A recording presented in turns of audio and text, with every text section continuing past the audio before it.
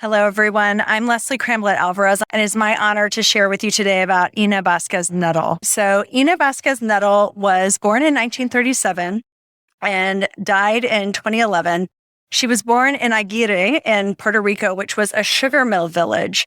And despite being a middle-class family, found a way for their daughters to go to a Catholic school, which they were bused to every day. So Ina and her sisters attended school, and she ultimately graduated from high school and then graduated from the University of Puerto Rico in 3 years.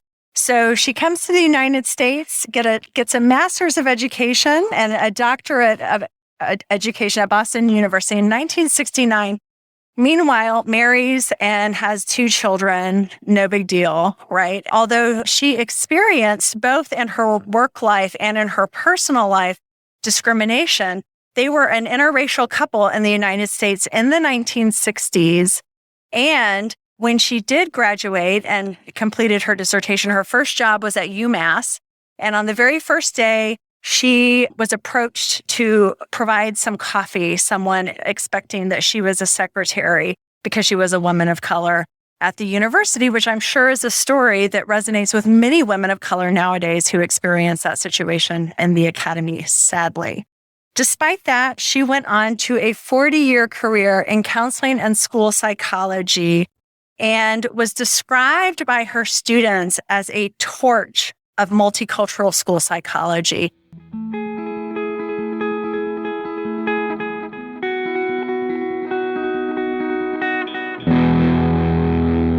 Hello, and welcome to Psych Sessions, episode number 146. Eric here.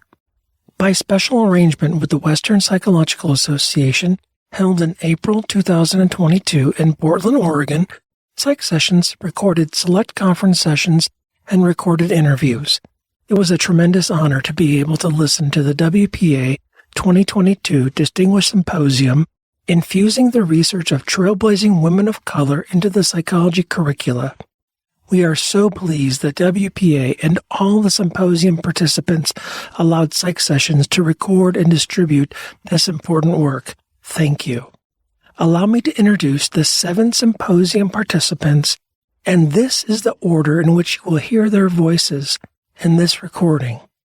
Rihana Mason from Georgia State University, Andrea Karkowski from Capital University, Leslie Cramlet Alvarez from the University of Denver, Amanda ElBassiouny from California Lutheran University, Linda Jones from Belmont University, Seungyeon from the University of Arkansas at Monticello, and Michelle Ceynar from Pacific Lutheran University. The research that is going into this Taylor and Francis edited volume, Early Psychological Research Contributions from Women of Color, is amazing, meaningful, and genuine.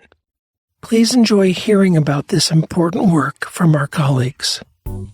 The Psych Sessions podcast is sponsored by STP, that's the Society for the Teaching of Psychology, APA Division 2. The views and product endorsements expressed on Psych Sessions do not necessarily represent the views, support, or endorsements of STP. The Psych Sessions podcast is brought to you by Macmillan Learning Psychology.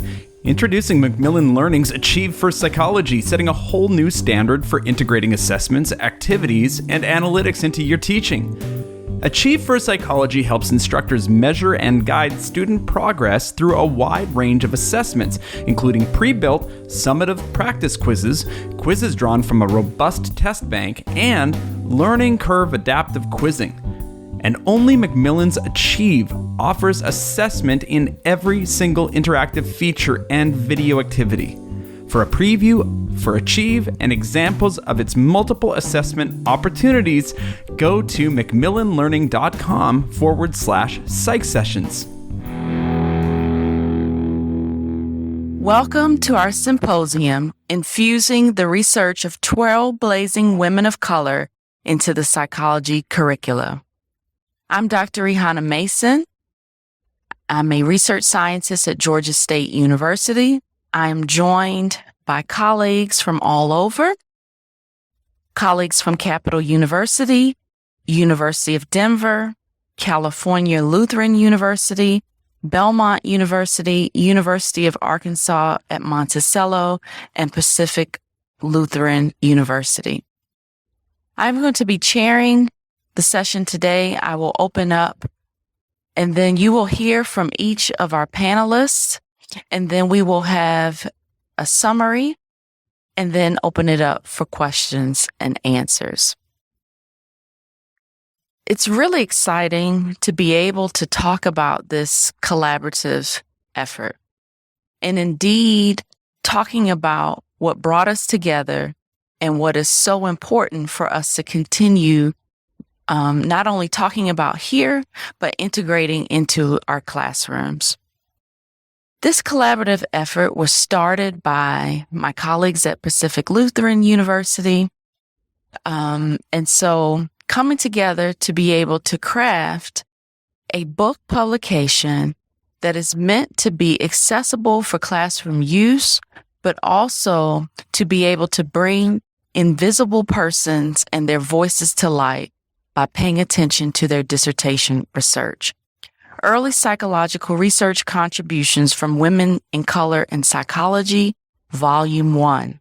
And yes, Volume 1 implies that there will be more volumes, and we have Volume 2 coming on board as well. So I just want to put into that plug because there are so many women whose voices have not been represented in our curricula, and there were so many of them that we are also filling up a second volume just talking about their tremendous efforts and contributions to the field.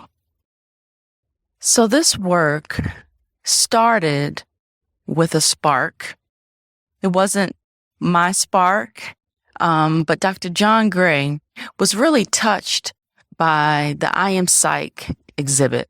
And if you haven't seen that exhibit, it was initially a traveling exhibit with panels that took you through a history of our field and started this discussion about significant women of color in our field.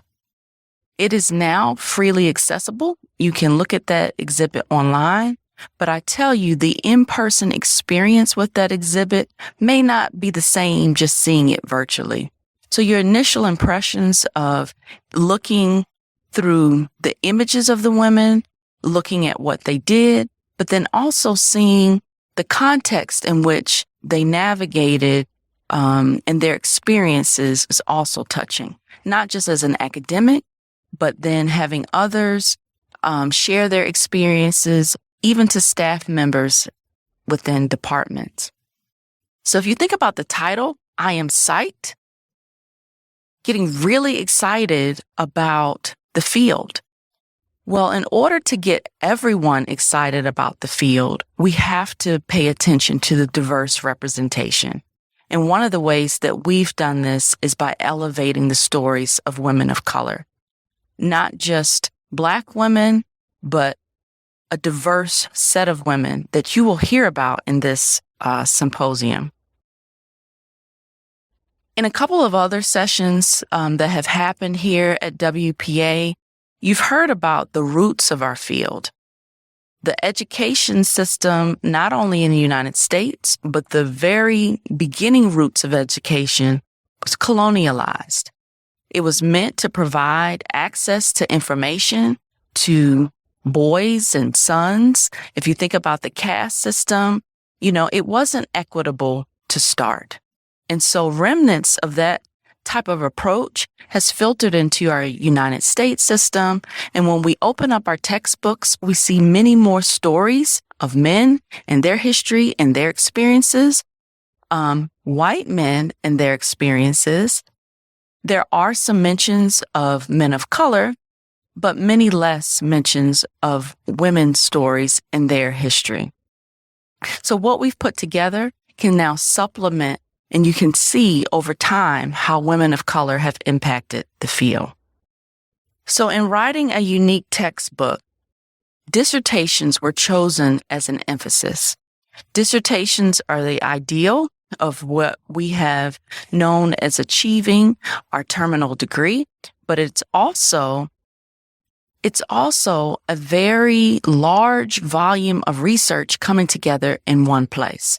And so if you look across the entirety of a dissertation, all the time spent reviewing the literature, explaining the methods, leaving that roadmap so that you can see what was done and hopefully replicate it in the future.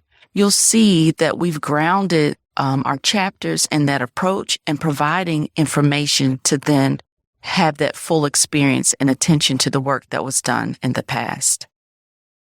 What you can now see on the screen are some examples of dissertations, some of which you'll hear about the women's stories from our panelists, and others are additional women that are covered in the volume.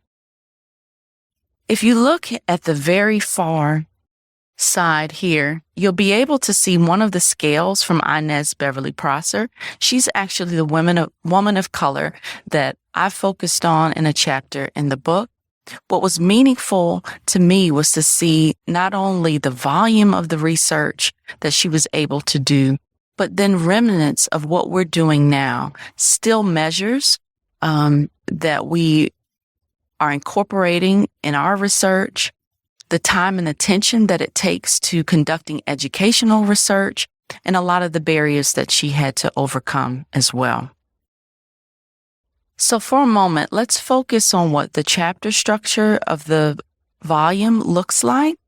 And you'll see in our panelist discussion that they will be attending to these unique features as well. So we start off with a historical and biographical sketch of each woman. You can then get a feeling of where they're from, the region, the country, their experiences coming through the educational system, some of the social political context of their day and time, other degrees that they earned, and other things that they're doing related to the field of psychology. The second component is a description of their dissertation.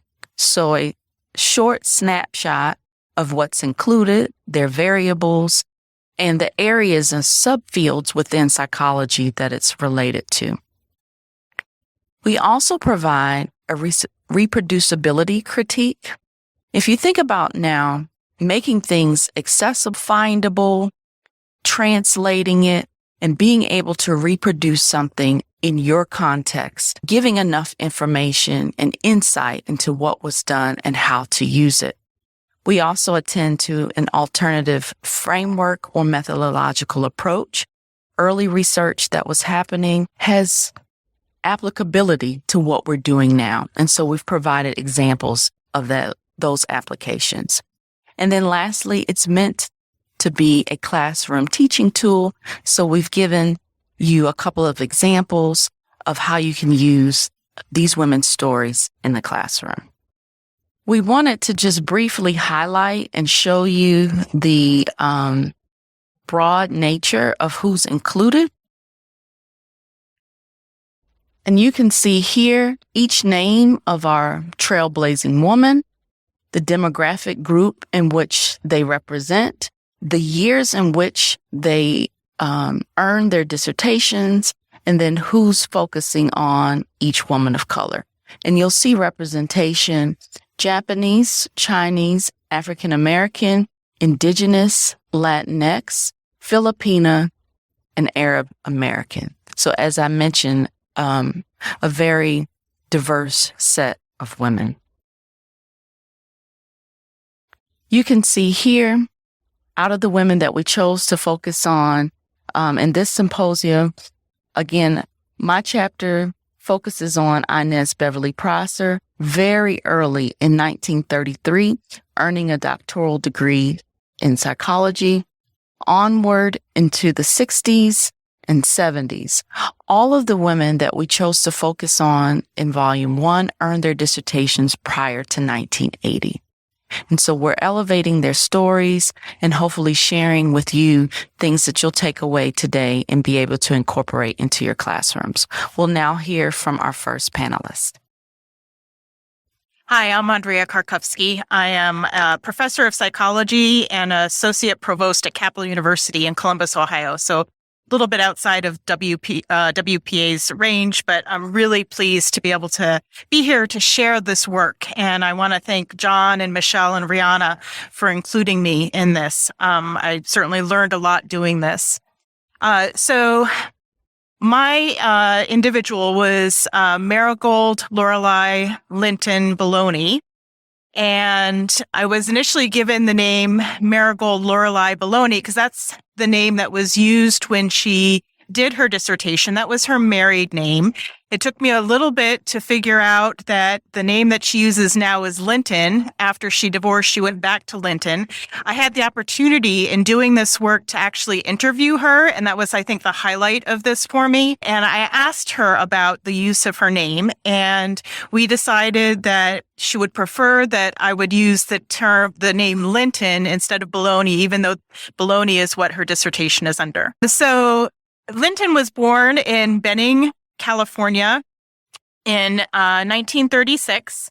She was the first Indigenous student in California to attend college. And at one point in the United States, she was one of 14 Native American individuals to have a doctorate in the United States. When she was in college, she was a very strong student. However, her fellow students thought that it was unusual for her to go to college because they didn't think at that time that Native American students could go to college, despite the fact that she was tied for valedictorian of her high school. At that time, the high school principal cited Linton's race as to why she couldn't receive the valedictorian, and it went to the white man that was also tied with her. She went off to college at the University of California in Riverside in 1958. At that time, there was no financial aid. She paid for college herself. She used her savings. She also worked. She said when I talked to her, she said she spent her time studying, working, and doing homework and going to class. And that was it. She really didn't have much of a social life. When she graduated from college, she didn't want to go back to live on the reservation. So she decided to go to graduate school. Probably not the best reason to go to graduate school, but it was the right one for her. So she went to earn her master's degree from the State University of Iowa City in 1960, and she studied under Kenneth Spence. She returned to California with her husband, and she was accepted for a PhD program, but her husband was not. He was accepted at UCLA, and so they went to where he was accepted. And this idea of her being a trailing spouse actually comes up a couple times in her lifetime. So they went to UCLA. There was no funding for her to be a graduate student at that point. So she did some laboratory work, and then the following year there was funding for her, and they took her on as a graduate student. When the graduate funding ran out, she worked at the counseling center under Schneidman and Farborough, who specialized in adolescent suicide. Note that times were very different, and she was not trained as a counselor, but this was the job that was available to her, and so it's the work that she did. After completing her dissertation, she moved to San Diego. Because her husband was offered a full-time position at San Diego State University, even though he did not have his dissertation complete, and her dissertation was complete, they had a position for him, but not for her. So they told her to go to the counseling center and to work in the counseling center because she had that experience. So she once again was working with adolescent suicidal students. And she said in my interview with her that this work was compounded by the fact that she suffers from prosopagnosia, the inability to see faces. And so for those of you who are studying to be clinical psychologists, imagine working with clients and not being able to recognize their face. While she was at SDSU, she fought for tenure for women, and she actually got tenure for herself at that point. And then she divorced from her husband. She reclaimed her name Linton. And then she was courted by the University of Utah and she earned tenure there as well. While in Utah, she was on the board for the Carnegie Foundation for Advancement of Teaching, and she also met her second husband, and at that time they married, and she decided to keep her own name. She didn't want to go through that again. And then her husband got a job in Arizona, and so they moved to Arizona. As I said, she was the trailing spouse a number of times.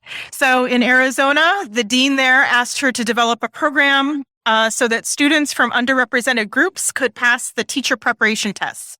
And so that's what she devoted her energy to. And then her husband got a job in Kansas, and they moved once again. And there, the provost charged her with working to promote educational attainment for Indigenous students. And in 2009, she was the recipient of the Presidential Award for Excellence in Science, Mathematics, and Engineering Mentoring. And she said the highlight of her career was going to the White House and meeting with Barack Obama to receive this award. At the time that I wrote this chapter, and I think she is still alive, she's alive. She's alive, and she's living with her husband in Arizona.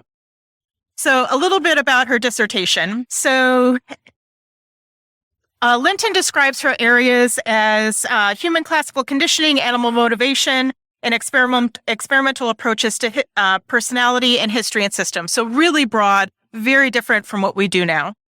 And she was looking at the orienting reaction, and the orienting reaction could be physical, or it could be or behavioral, or it could be physiological. And this is where we kind of attend to a new stimulus. And so for her dissertation, she was looking at competing hypotheses that the orienting reaction either is a function of drive, or it facilitates quick and accurate stimulus discrimination. And so she was trying to test those two competing hypotheses. So she measured the orienting reaction to determine whether participants had a high orienting reaction or a low orienting reaction, and then whether that could be used to predict verbal learning for both easy and difficult lists of words. And she also, at that time, measured anxiety to see if anxiety functioned in the same way as the orienting reaction. So she was really looking kind of at a behavioral approach to understanding personality. So was Linton able to support one of her competing hypotheses? And the short answer is no, not really. She wasn't. Her dissertation was based on the work of Standish and Champion for the list learning, and she was unable to replicate their work. And she was unable to do this because she found sex differences, which is unusual at the time. So, and we're going to come back to that in a minute. She also looked at that list learning for the different anxiety groups, the low, medium, and high anxiety groups, again, to see if the behavioral is the same as the physiological. And participants in the medium anxiety group had the fastest speeds for the list learning, and the speeds for the low and the high anxiety groups were indistinguishable from each other. This was not predicted, but it certainly sounds a lot like the Yerkes-Dodson law, which is a good thing to find. So her conclusion after doing all that was that she was unable to rule out either of the competing hypotheses that she tested. But a couple of interesting points. So first of all, she could not replicate the work of Standish and Champion, which is pretty important if we're going to be looking at the reproducibility of results. Another student in the same lab who was also doing his dissertation at that time was also attempting to replicate Standish and Champion. And both the other student and possibly Standish and Champion were using only male participants, whereas she was using both female and male participants. And it was those sex differences that caused a problem in the replication. So her work helped to promote the idea that psychological research needed to test women. Oh, sorry about that. All right. So how can this work be used in classes? There are a couple different ways that we can draw Linton into our classes. In discussion-based classes, we can highlight the importance of replicating published research or the importance of not replicating it, which is one of the things that she demonstrated, that she wasn't able to replicate this with a different sample. We could also look at her role in promoting the need to look at sex differences in research, which was really novel at that time and was not occurring with the other people who were. And then her work can also be used in laboratory-based classes. And in laboratory-based classes, students can look at that behavioral understanding of personality and test that in a laboratory situation, looking at either the same outcomes that she was measuring or different outcomes. There's a lot more that I could say about her, but I do need to draw this to a conclusion. So despite growing up at a time of unyielding segregation and little encouragement to obtain a college degree due to her race, Linton completed her college degree, earned her master's degree and her PhD. And Linton's dissertation is noteworthy for a couple of reasons. First, her inability to reproduce the findings of Standish and Champion helped to underscore the importance of replication in science. Second, Linton broke with convention at the time and included women in her sample and looked for possible sex differences, even when other graduate researchers in the laboratory were still using male-only samples.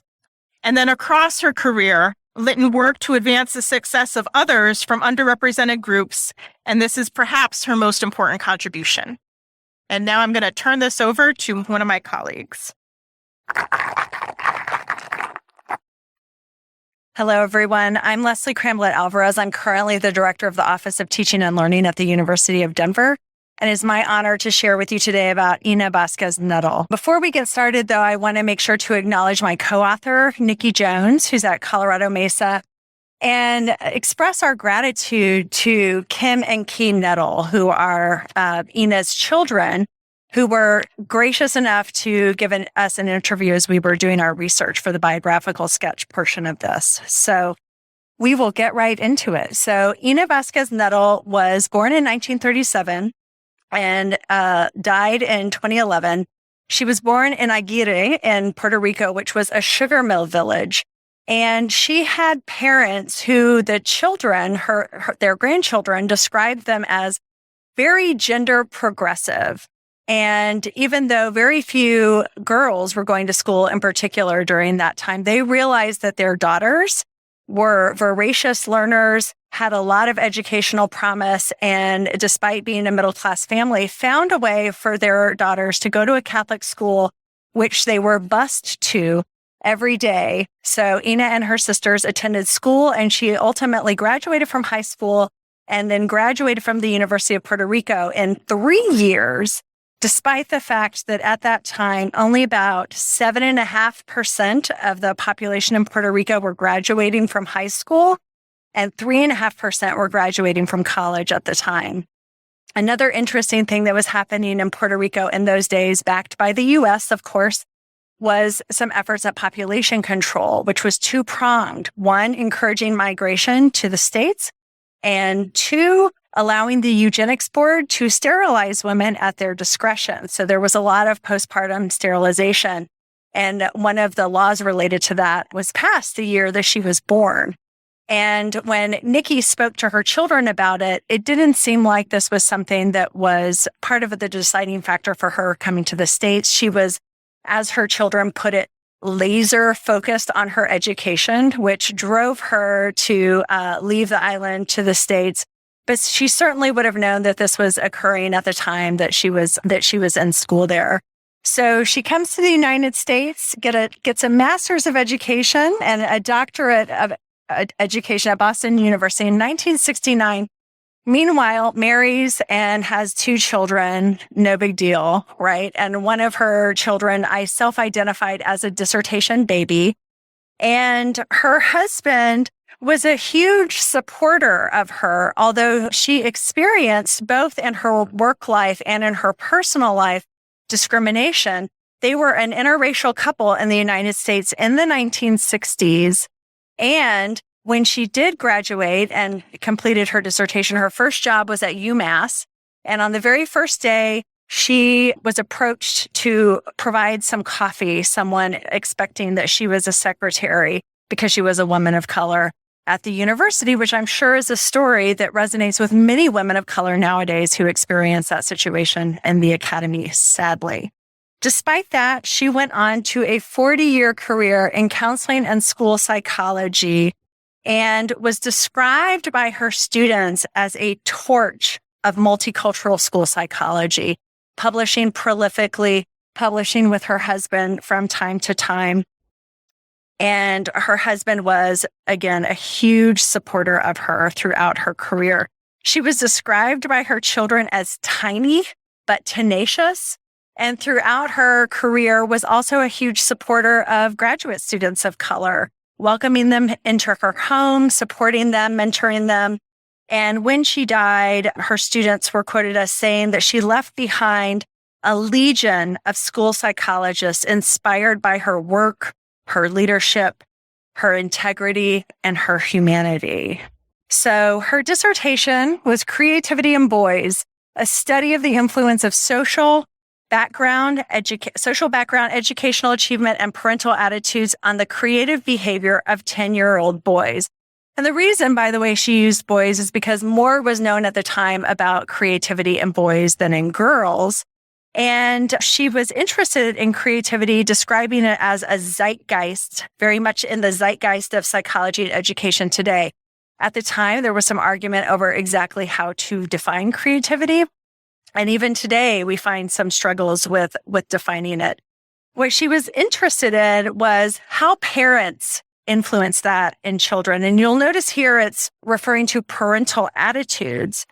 But what she was really looking at was what we would today call parenting styles. So the idea that if children are not overly dependent on their parents allow for autonomy, allow for exploration, that children would be more curious and more creative. So just to dig into the study that she did, so her hypothesis was that there would be a positive relationship between boys' creativity and the parents' level of acceptance and autonomy.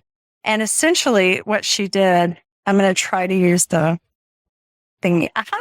So the first part of her study involved a school. She got permission to group test at an elementary school and ended up testing 450 children on the Minnesota Test of Creative Thinking, the MTCT.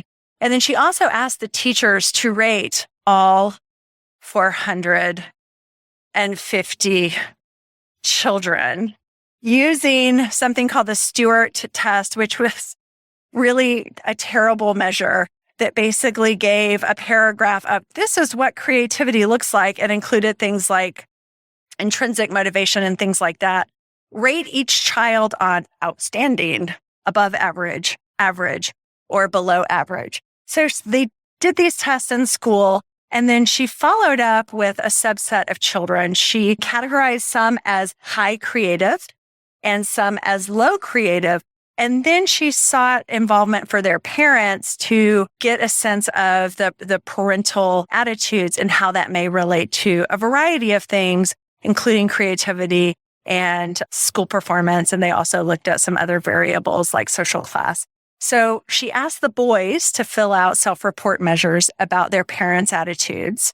She asked the mothers to fill out self-report measures and asked the fathers. So then the second section of her data collection was done with the children, the families, and the homes. And really, the long story short is creativity wasn't related to high parental acceptance and autonomy. There were loads and loads and loads of correlation coefficients that were run for this. But she was able to find some partial support in terms of the boys' rate about their parents was correlated significantly to the teachers' ratings of the boys' creativity. So overall, she wasn't able to find support for her hypothesis.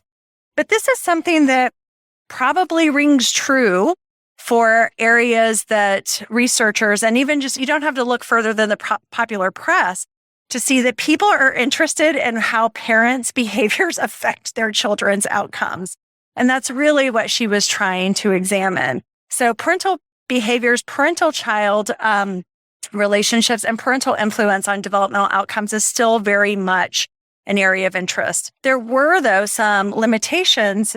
This study does hold promise for replication and hasn't been directly replicated, but versions of this has examined in research. And in fact, there's still kind of mixed results, to be honest. There's some research that supports that authoritarian, what we would call now authoritarian parenting, is associated with lower levels of creativity. But again, it kind of depends on the sample. We also know that there's cultural differences with parenting styles and outcomes. So the two main areas of concern have to do with measurement and with theory. So creativity at the time was measured using the Minnesota Test of Creative Thinking, the MTCT. Now, that test has morphed and been updated over time. It's still in use.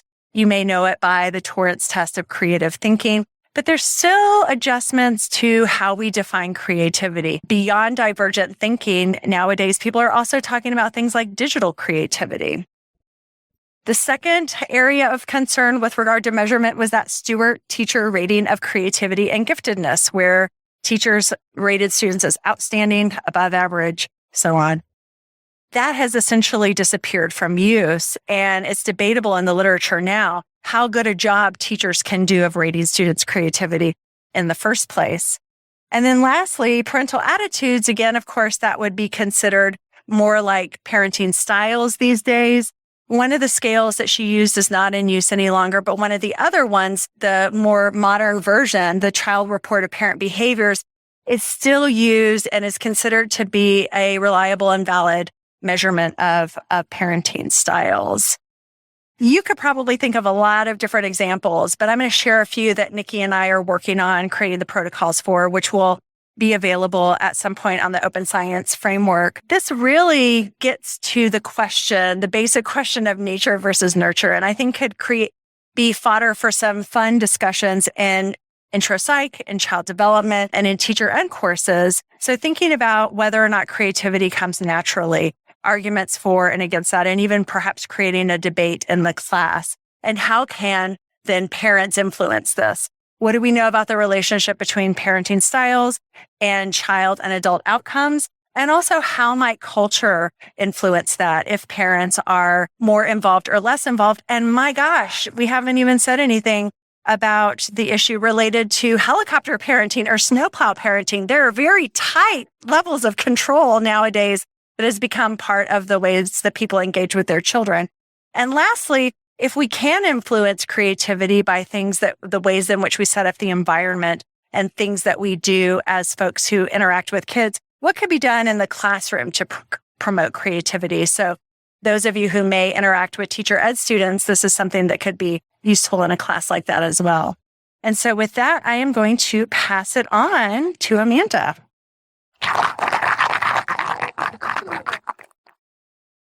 Good afternoon, everyone. I'm Amanda ElBassiouny, and I'm from California Lutheran University in Thousand Oaks, California. And today I'm really honored to be able to talk to you about Nuha Naim Aboudebei. And she is an Arab-American psychologist who is still alive today. So here's a bit of background about Aboudebei. So she's had a very global experience. She was born in Jaffa, Palestine in 1937. And then she traveled a bit in order to complete her education. So she did her secondary education in Jordan. And then she went on to complete her bachelor's degree and her master's degree in Lebanon.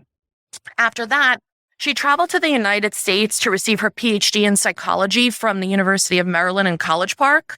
And then she felt like she wanted to hone in her diagnosing and her treatment skills a bit more.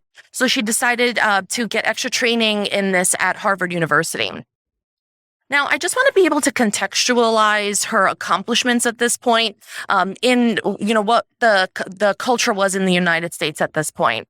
So if we think about the percentage of women who were receiving PhDs in psychology at this point, it was really about 30% who were women. In addition to that, there was an even much smaller percentage of women who were Arab who were receiving their PhD at the time. And the sentiment towards Arabs in America at that time was very negative. So if you were to ask the American public at this time what they thought about Arab Americans, they would say that they thought they were bloodthirsty, they were abusive towards women, that they were cunning and warlike, and the negative list goes on from there. And so at this point, this was also reflected in the media, where there was a lot of very negative coverage of Arab Americans on TV. because they were thought to be a hindrance or a threat to America's interests in the Middle East. So you could see at this point, there was a lot of negative attitudes towards the cultural group that she was a part of. And on top of that, she was also a woman in a field that was dominated by men, and she was also an immigrant. So you could see her with these intersectional identities, that she was experiencing a lot of discrimination.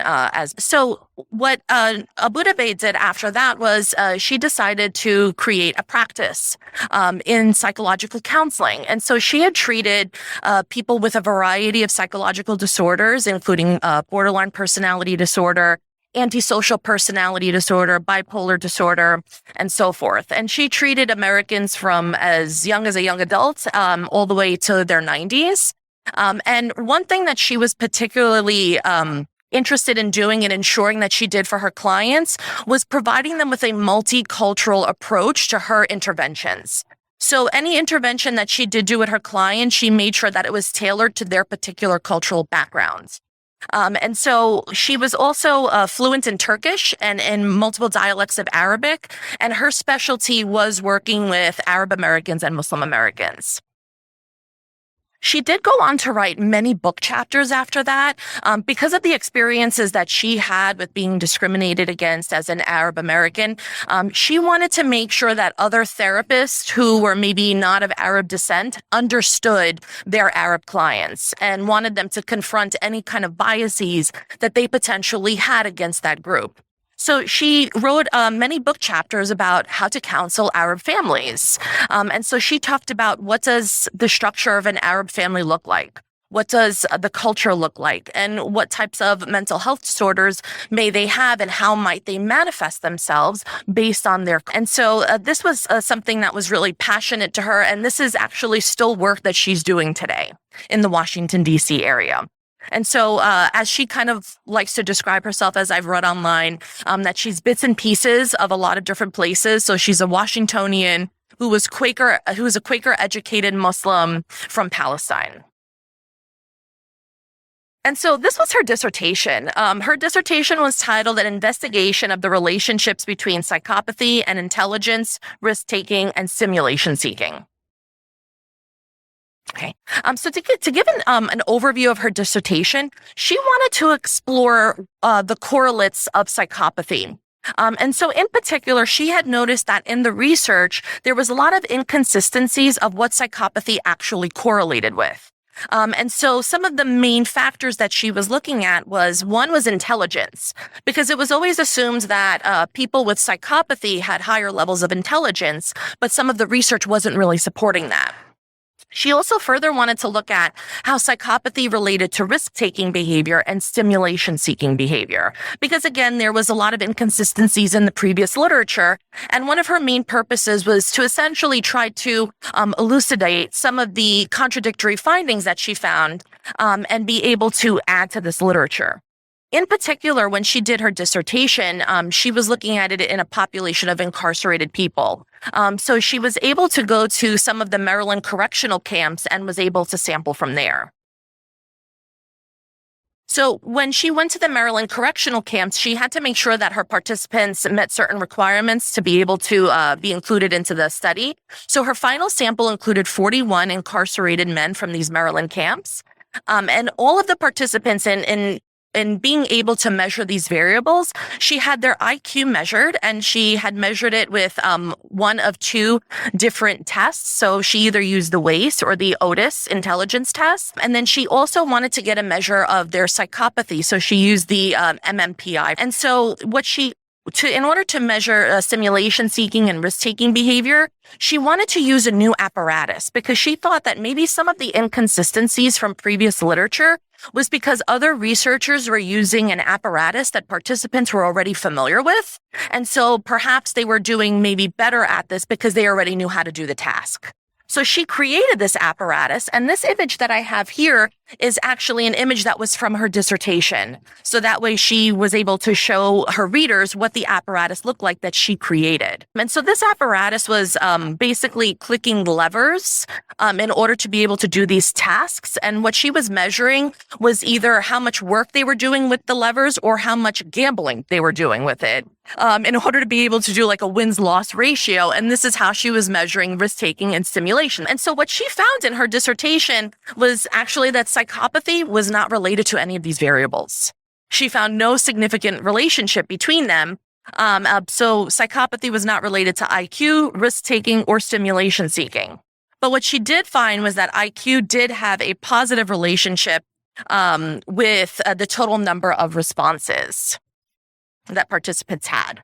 So I wanted to talk about then some of the reproducibility concerns because she does talk about a lot of this in her dissertation, which was really interesting to read about. So one of the concerns that we have here is the criteria of seeking part of the participants that were selected for the study.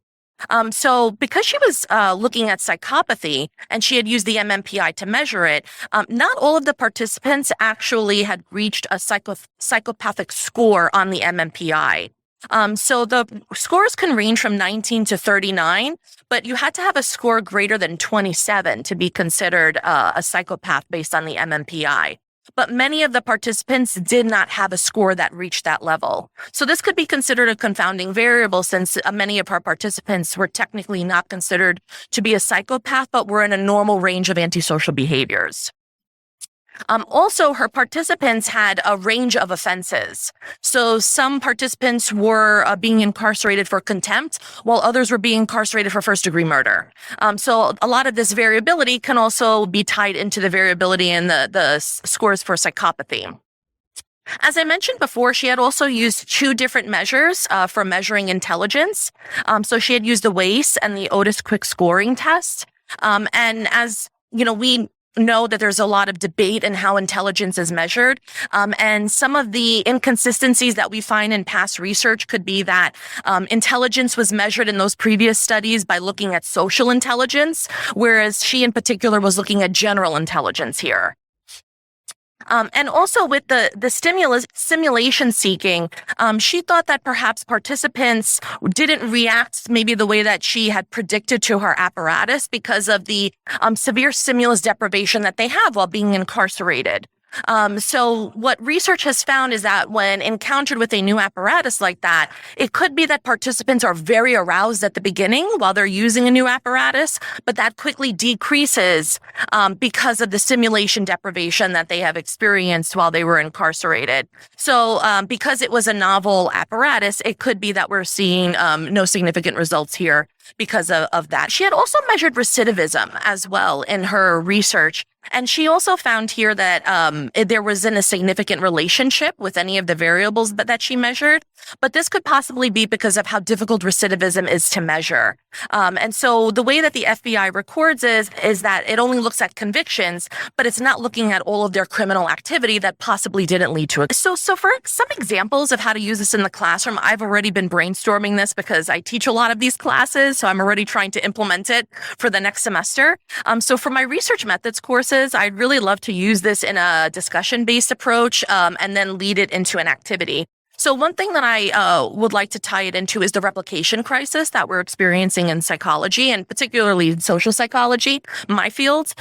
So what I would like to talk about is how does the fact that she was not able to replicate previous findings or found no significant relationships in her study relate to this larger replication crisis issue that we're experiencing? And so I would then like to lead that into an activity about operationalizations of variables. So because she used two different operationalizations for intelligence, for example, how could that lead to confounding findings in one study? So then I would like students to look at issues of methodological variability and how we can measure one variable in many different ways in psychology and have students use that as a way to look at previous literature to find how others have measured variables that they're perhaps interested in and how maybe that could lead to differences in findings. I would also love to use this as an example of history of psychology as well and show representation of women of color. because oftentimes, when we think about the quick histories that we go through in psychology, women of color are omitted. So I really would like to showcase all of these amazing women that are going to be in this volume as an example. And I also teach forensic psychology and criminal psychology, and I would love to use her approach as an application to restorative justice, which is a really important approach that's being taken in the field today, in order to be able to bring some kind of peace between offenders who are reintegrated into society and the victims and their families. And I just wanted to wrap up by highlighting this article that I had found on Dr. Abudebe from a few years ago, where she was meeting with Arab American women and talking about juggling the two worlds. How do we kind of reconcile our identity as Arab American women in a country that views us very negatively? So I thought this was really inspiring to still see that she's doing this today. Thank you. I'd like to pass it off.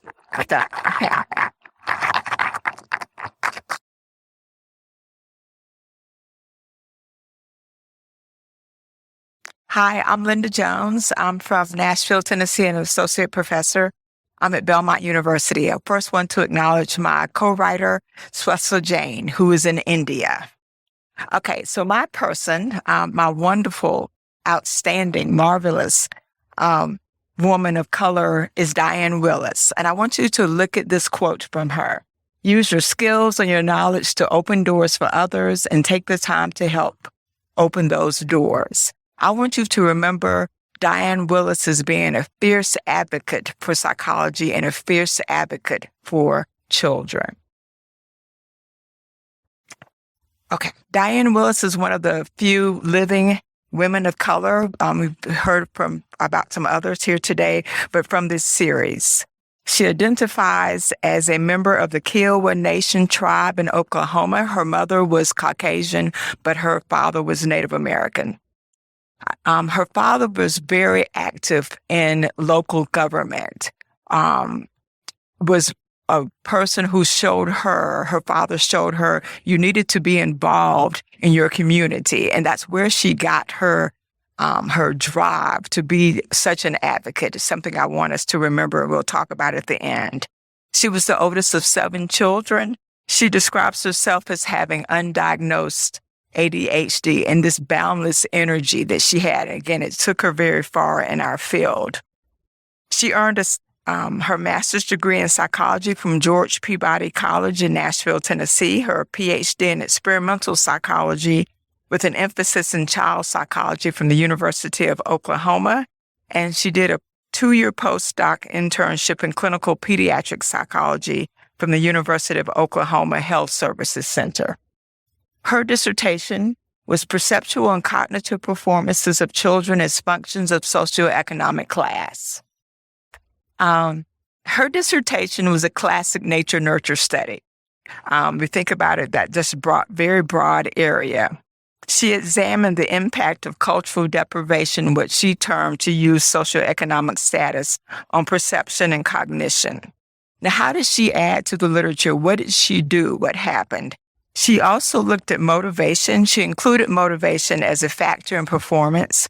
She looked at language skills. She assumed that, or decided after going through the literature, that we needed to look at language, or language needed to be examined, and especially looking at making sure that language wasn't a hindrance to children's performance.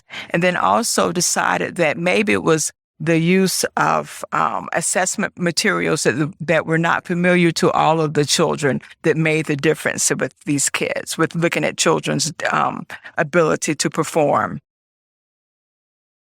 Okay, what was unique? Look at this. She used 120 white children. The studies that had been looking at nature, nurture, looking at differences in children before hers often used African American and white children. She decided to look at this population. And again, this was part of her creativity, looking at what do I need to do in order to really get into this literature, get to the answers, and looking at some of these differences. There were 60 middle-class children, 60 lower-class children. Her materials were the Vane kindergarten test, which is no longer published, the PPVT, the Bender-Gestalt test, and an assessment that was modeled on the Wisconsin sort test, the conceptual identification test. Her major hypothesis was supported.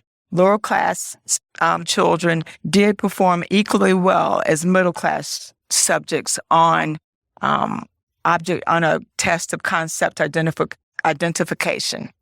What about her dissertation? What are some things that I would have you to remember? Her methodology.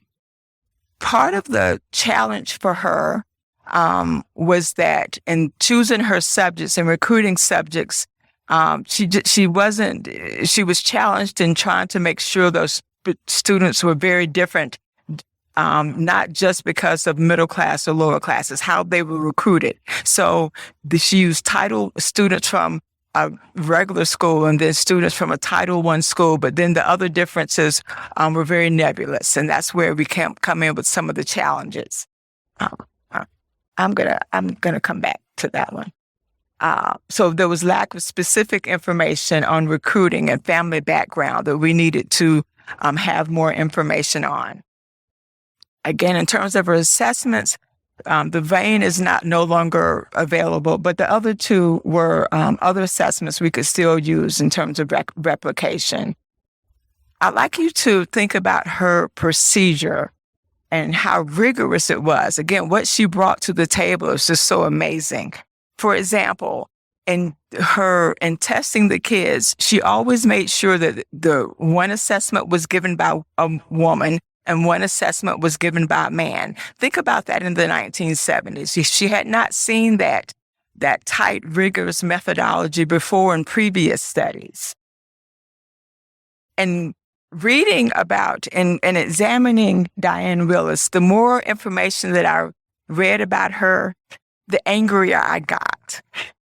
I need you to look at all that she has done. And then I started asking my colleagues, have you ever heard of Diane Willis? Do you know who she is?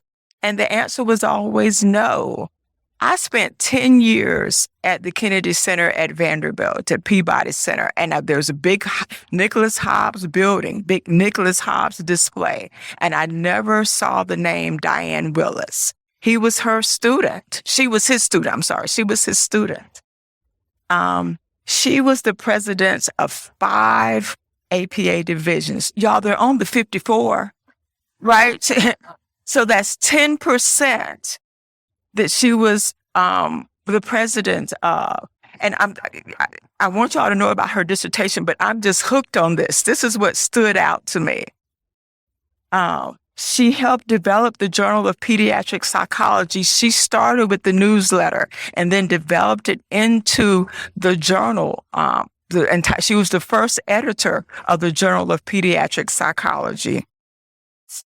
Those 5 divisions, Division 12 is the Society of Clinical Psychology. Division 29, the Society for the Advancement of Psychotherapy. Division 37, Society for Child and Family Policy and Practice. Division 53, Society of Clinical Child and Adolescent Psychology. Division 54, Society of Pediatric Psychology. And so as I started at the beginning, remember that quote? And it was about doing something that you love, being an advocate for psychology, being an advocate for children. When I would use this in the classroom, I would ask you to think about telling your students, look at the influence that she has had. What influence are you going to have? What is going to be your legacy in terms of what you do and what you produce and what you publish? Oklahoma became the first state to reimburse mental health services under Medicaid because she went up to the governor's office. She kept meeting with people saying, we have to do these things. Children are important. The first state to allow that to happen. And again, you can understand why I got so upset. It's like, oh, you don't know who Diane Willis is? You know, that name should be rolling off of our tongue. She has done. She's done so much with psychology. You see that she's a fellow of APA, and she received a presidential citation for all of the work that she has done in psychology. One of the quotes I kept coming across from her is that psychologists should be civic-minded and politically active. What do you see? What do we tell our students? What does psychology mean to us? When we think about all that has happened, when we think about how, what did APA apologize for their role and what happened with slavery and what happened in terms of civil rights. Diane Willis was doing that long time ago, right? She started that. That's what I want. This is how I'm going to use this in the classroom. I taught history and systems for the first time in fall of 2021. And she was not in my text. There are websites that, I'm not going to call them out, that look at the history of psychology, feminist voices in psychology, and Diane Willis is not there. This has motivated me, and I hope I've motivated you to make sure that these voices of these women are not invisible, that we keep finding a way to get them out there. Thank you. Good afternoon. The moment I hate the most finally has arrived. I feel like I'm the last person who's waiting for my flu shot, and I'm pretty sure I will experience a lot of side effects afterwards. I will keep myself short. My name is Seungyeon E, going by Korean pronunciation. I'm an associate professor of psychology at University of Monticello. And I would like to deliver my special thanks to one of my co-writers, Dr. Jisoo Park, actually Pop, put it that way, at Fort Hays State University in Hays, Kansas. And the scholar I would like to represent is Dr. Jon Grahe, okay, who turned out to be the first Korean woman whose PhD is in clinical psychology here in the United States. Okay, so I provided the Korean characters right after her name. It's the same pronunciation. So Dr. Go was born in 1929, and her hometown was Seoul, which is in South Korea. And her father was the scholar who valued that education is important, not just for men, but for women as well.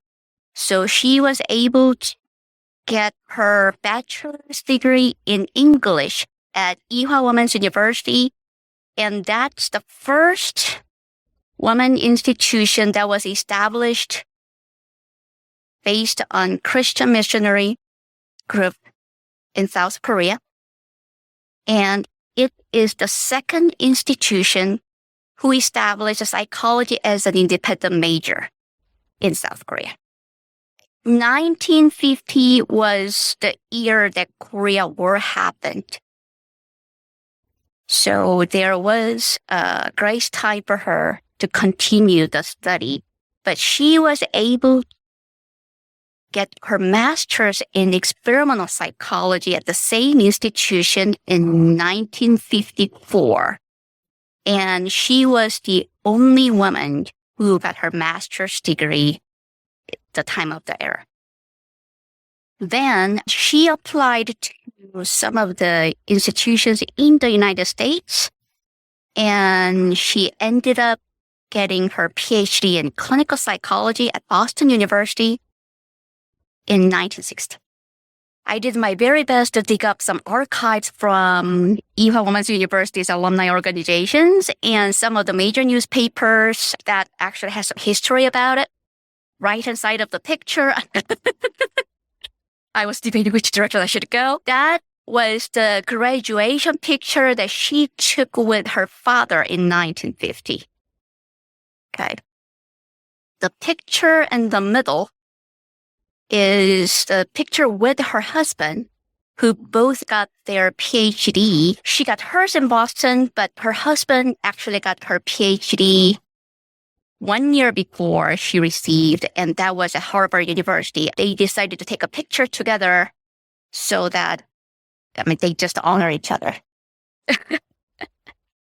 And I recently found their study, which was published in Nature Science. and that was 1966. So it was pretty much a husband and wife team who did experimental studies on scaling of musical preference by mentally retarded. And her dissertation was published 3 years later in Journal of Social Psychology. And then that is the journal pictures that I posted in the left-hand side. To give a quick bio of Dr. Go, she was a professor of psychology at the University of Illinois, Chicago, and she retired in 2007. She was the first Korean woman to study psychology and received her PhD in the United States. Okay. I put possibly at the third bullet because I don't see any historical record of any other woman received their degrees in psychology. So it is certainly possible that she could be the first Korean female clinical psychologist who actually had several years of practice, mostly in Chicago area. Her achievements are remarkable. Published her dissertation later on in the Journal of Social Psychology, and she worked as a step fellow for a number of years at Faribault State Hospital, which is in Minnesota. Then she moved to Chicago, and she also founded the Korean American Women's Association of Chicago in 1980s. She was the first president of Ewha University's Alumni Association and the recipient of Civil War Medal, which was one of the highest prestige that's given by the Korean president. And she was also the founder of Seungyeon Literature Foundation. Her dissertation was about communicator credibility and communication discrepancy as determinants of opinion change. And you will see the picture of her dissertation right there, which is pretty much typewritten. I will try to actually give some simple explanations based on the PowerPoint that's shown. What she found back then, that several studies actually show greater attention toward possible contribution factors that affect people's opinion change. So going by that, the main idea of the study is to make an experimental study and try to manipulate the degree of communicator credibilities and communication discrepancy. So the author investigated the main and interaction effects of communication credibility and the communication discrepancy and how those actually affect the people's opinion change. Okay, that sounds much more like a social psychologist, I think. So she actually laid out 3 different hypotheses that, there will be no significant effect between large and small discrepancy groups on opinion change because she did 2-way ANOVA by having high and low credibility and also large and small communication discrepancy. The second hypothesis was people's opinion change in large discrepancy group will be greater than small discrepancy group, going by the previous literature. And the last hypothesis was that she was thinking when the communicator is highly credible, means if author is talking about their speech based on their expertise, okay, greater extent of opinion change toward the communication is expected for large discrepancy group rather than the small discrepancy group. So talking about methods, she recruited a total of 216 undergraduate students. And they all participated in the study. That part was clear. There was no missing data. But there was no gender recorded. There was no ethnicity recorded. So it's just 216 undergraduate students. Okay. Just going by whether they're college freshmen, sophomore, junior, and senior. And she had pre and post design. So pre-session, she collected demographic info, and she used 3 different self-reported measures that actually give some statement about current issues, important statement, and also the degree of expertness and the trustworthiness of the communicator. Then she asked them to come back 2 to 4 weeks, and post-section was conducted that each participant actually read some medical report that there was no causal relationship between smoking and lung cancer. I mean, that's an easy example. Smokers are more likely to have a lung cancer. And we know the bottom line is correlation does not mean causation. And then they were asked to complete 8 different questionnaires. And the result shows that simply going by whether hypothesis was supported or not, the first one was supported, but the other 2 was not, although she found some trend that it could be. So bottom line is communication credibility, discrepancy, and opinion changes were related to dominant cognitive dissonance theories that you have learned from your social psych textbook. So whether the study is replicable, my answer is yes. Even it was written in 1960, the experimental design that she proposed is pretty much usable even nowadays. So the only major drawback I would have is the measures that she used. It wasn't clear whether she actually developed the measure or the measure was actually referenced by something else. So that part would bring out a really great discussion that how we are going to make this study would be improved. How to evaluate the information and how to evaluate the information credibility on social media. I mean, that has become more important issues for today's society. So Little has empirically examined which factor or what factors influence the information credibility on social media platforms. So that could actually give some interest to our research method students, statistics, social psychology, and all that. So that could bring out some possible classroom approach and possible interpretation as well.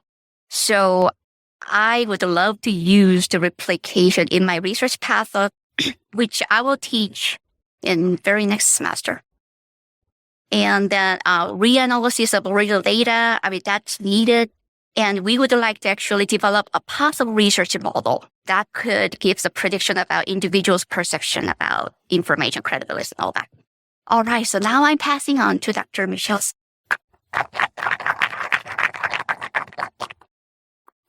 All right, I would like to thank our panelists for their excellent presentations. And as you could see, we could talk for hours on this. We began calling these women cultural pioneers because they were either the very first or among the very first of their demographic groups to enter our field. Thus, they were not only contributing to the knowledge base of psychology, but they were introducing their unique and cultural experiences to the discipline with limited social capital. These women, looking at the 5 that you've heard from and the 15 others that we have in our first volume, can best be described through their tenacity and perseverance. Through a modern lens, we can imagine that these cultural pioneers may have felt the extra emotional burdens of persevering in a field during times when discrimination was more blatant and unapologetic. As an example from the chapter that I'm co-authoring on Tsuruko Haraguchi, she earned her PhD in 1912, and she was made to listen to a professor who was registering her for her doctoral program at Columbia University while he called Edward Thorndike, who had brought her over, and argued about her qualifications for entering the doctoral. She wrote in her memoirs that was embarrassing. I would say angry, like Dr. Jones would say.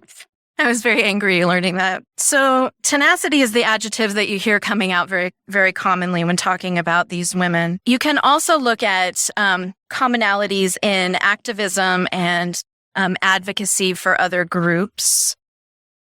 As Dr. Jones quoted, I'm going to use this quote yet again, use your skills and your knowledge to open doors for others and take the time to help open those doors.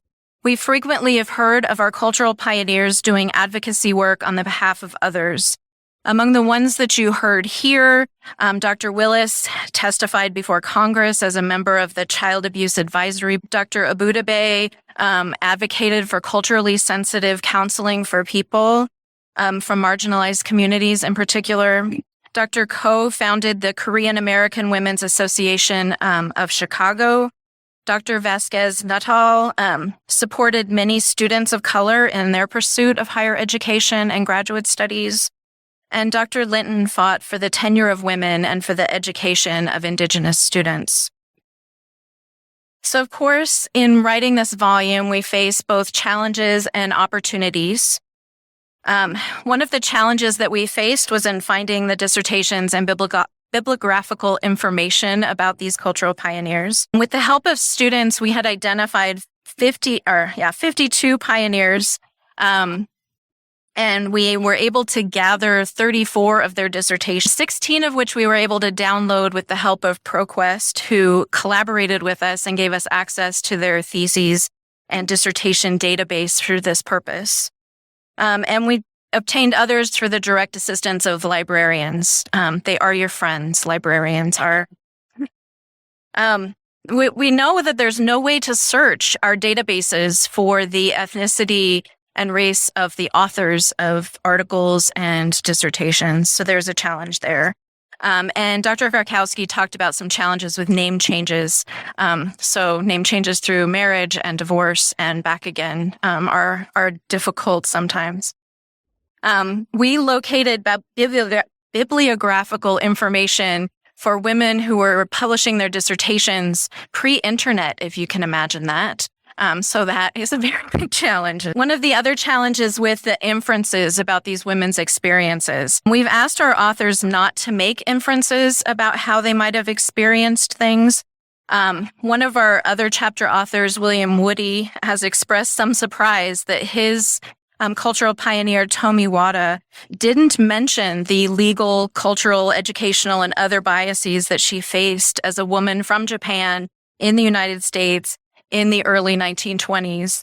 But of course, we don't know because she didn't mention exactly how she experienced that, although she must have struggled with some of those things as well.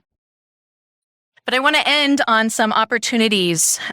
We wanted to approach this edited volume differently than a traditional edited volume because it seemed that a volume about cultural pioneers, early women in the field ought to be approached a little bit more collaborative than we might have otherwise. So as editors, we've tried to be transparent about our expectations and processes. We've sent frequent chapter author updates, I think monthly, and we've created opportunities, thanks to the pandemic, I guess, with Zoom to meet each other from across the world, which has been amazing. So clearly it is essential to uplift the voices of these early pioneers in psychology and to acknowledge the contributions of these scholars who have diverse identities and diverse perspectives. The students have told us what it has meant to see themselves in the texts that they read. By highlighting people with diverse backgrounds and bringing their work into the light, we have an opportunity to help more students see themselves in the field as scholars and practitioners. One of our chapter authors, Melanie Dominique Rodriguez, described something in a way that has really stuck with me in one of our Zoom events. She says that our volume humanizes the scientist. She explained that it's really powerful to connect knowledge, the knowledge production, to the person and to the historical context. And it has certainly been an honor to work with these authors who have humanized a small sample of our cultural pioneers. And now I would like to open it up to some questions. Yeah, but I have plans to start next semester in a bunch of my classes. I started in a freshman level class.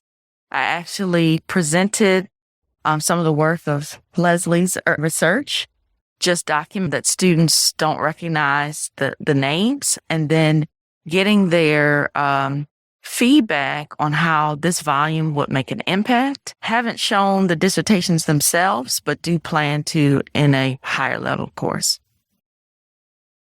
There is a call coming out. We put out an early call just to get some interest and to see if there were other women. We mentioned that there were so many that we needed a second volume. And so we're going to put that call back out. We know that many of you all probably are inspired now after hearing what we've shared, and we would like authors to self-identify their interest.